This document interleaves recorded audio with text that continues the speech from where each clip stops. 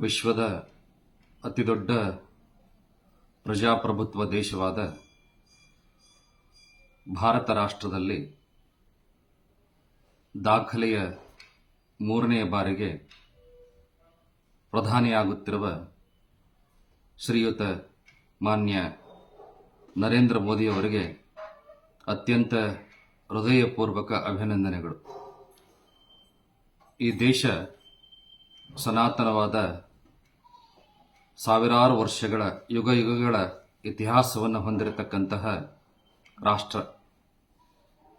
ಹಲವು ಮತ, ಧರ್ಮ, ಜಾತಿ, ಜನಾಂಗಗಳು ಇವೆಲ್ಲವುಗಳ ಮಧ್ಯೆ ವಿವಿಧತೆಯಲ್ಲಿ ಏಕತೆಯನ್ನು, ಅನೇಕತೆಯಲ್ಲಿ ಐಕ್ಯತೆಯನ್ನು ಕಾಣುವಂತಹ ಭ್ರಾತೃತ್ವದ ರಾಷ್ಟ್ರ ಭಾರತ.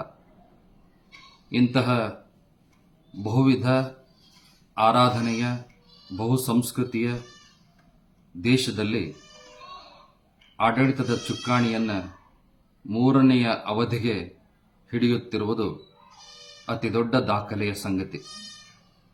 ನರೇಂದ್ರ ಮೋದಿಯವರಿಗೆ ತಮ್ಮದೇ ಆದ ಅನೇಕ ಕನಸುಗಳಿದ್ದಾವೆ. ಆ ಎಲ್ಲ ಕನಸುಗಳು ಈ ಮೂರನೆಯ ಅವಧಿಯಲ್ಲಿ ಸಾಕಾರಗೊಳ್ಳಲಿ. ಅದಕ್ಕೆ ಬೇಕಾದಂತಹ ಎಲ್ಲ ಜಂಗಾಬಲವನ್ನು, ಆತ್ಮಬಲವನ್ನು, ಮನೋಬಲವನ್ನು ಆ ಭಗವಂತ ಅವರಿಗೆ ನೀಡಲಿ.